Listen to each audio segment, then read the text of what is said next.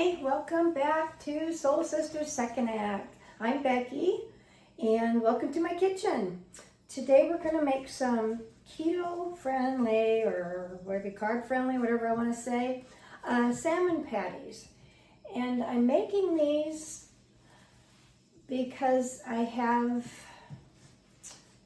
it's one of my best friend's daughter was diagnosed with an autoimmune disorder.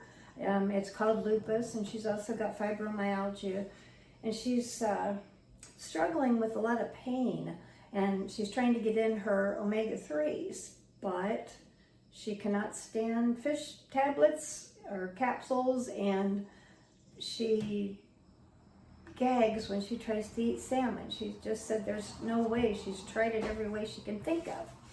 And then I came across this recipe and I thought I'd give it a try just because it was keto friendly. But it ended up that I can't even taste the salmon in it. And I love salmon. I've never had a crab patty, but I would guess this might be what a crab patty tastes like, because to me it's a little bit sweet. Anyway, just a can of salmon.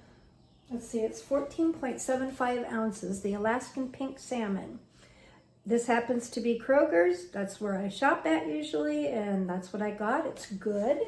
I do not sponsor anyone, but you want to go ahead and drain the water off of this. I don't know if they even offer this with oil, sitting in oil like tuna does, but I always go for the water, just automatically.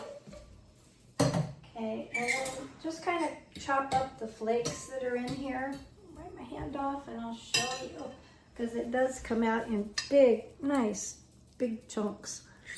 Like I say, I like salmon, so this looks really good to me. But, just kind of chop it down and break up those big chunks that you got in there. Okay, and it calls for 2 eggs, which I've already cracked open, and beat them a little bit with a fork. Those go in there. Seriously, this can't get any easier if I tried. It calls for chives, but I'm just going to use onions because dried chives are very expensive.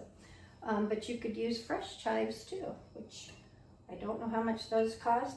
This is probably about a 1/4 cup here of the finely chopped onion. This one happens to be a Vidalia onion. And mix that in a little bit. Still had some pretty big chunks in here. About a 1/2 cup of almond flour, which you cannot taste in here. And I don't have good luck baking with almond flour, but when you're frying, it seems to do good. I cannot taste it.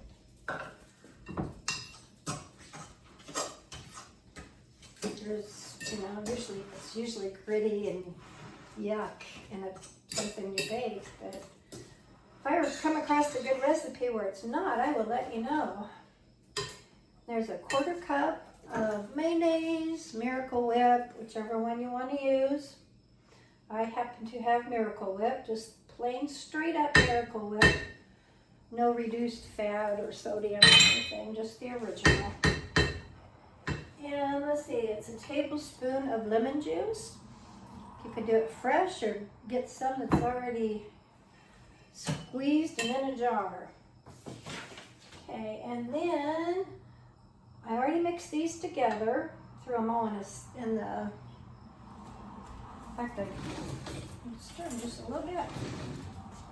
This is the dill weed, which is 2 tablespoons dried dill weed.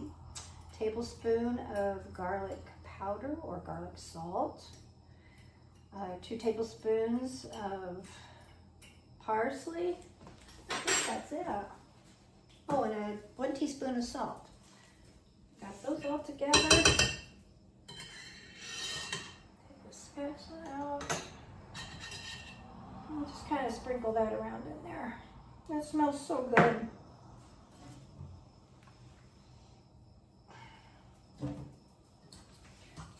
Now we're going to really give it a good stir to get all that together. I think I kind of like going at it like this with the back of my fork and finish smashing up the salmon. Switch to a spoon because this looks pretty well smashed up. And while you're doing this, you can have your oil heating, which I haven't done that yet because I didn't want to get too sidetracked and forget about my oil. Anyway, I love this bowl. It's a Rachel Ray, and I got it at a thrift shop. Goodwill, $2. Okay, once you're happy with this and you think you've got it all mixed up really good and your oil's hot and ready to go, and you do want it hot, calls for olive oil, and I like this here, Bertolli. You can cook with it, bake with it, and it's just good, and it's reasonably priced. Okay, well, I'm going to go ahead and fry these up. Getting ready to fry our salmon patties. I've been letting the oil heat up. And a good way to tell if if the oil's ready for you to go ahead and fry these, because you really do want a hot oil. Or else you're just going to have oily salmon patties. But bring you over here, do the best I can. When you put just a little dab in the pan, it should immediately start frying. Like that. So, I think we are ready to do this. And I just use one big spoon to scoop it because it's a very, like a gelatinous texture to it at the moment. But just 2 big spoons like that, plop it in there, and then just press it down a little bit and do the next one. Do not try to make giant patties because they're just hard to flip and they'll probably fall apart on you. So I will show you how big these are after I get them all in. And they only have to cook about 3 minutes on each side. So they're really got a nice brown on them.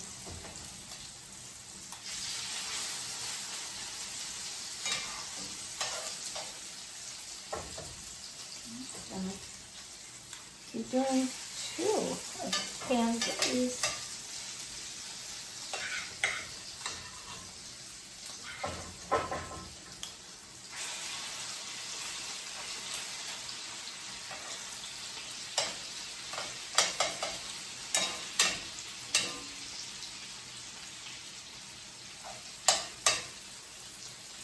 Okay, I'll show you these.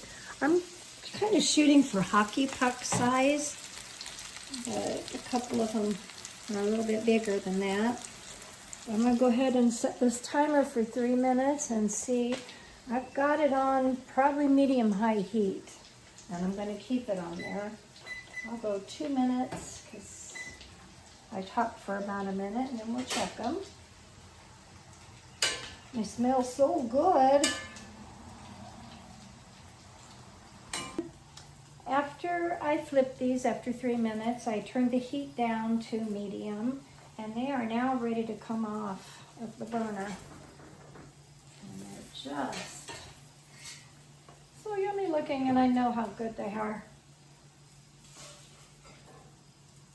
I want to do the 2 spatula things. I wish I knew, and I haven't tried yet, to see what I can do to make them hold together better. It's got the 2 eggs in it, and I just wonder if maybe I shouldn't add a 3rd one.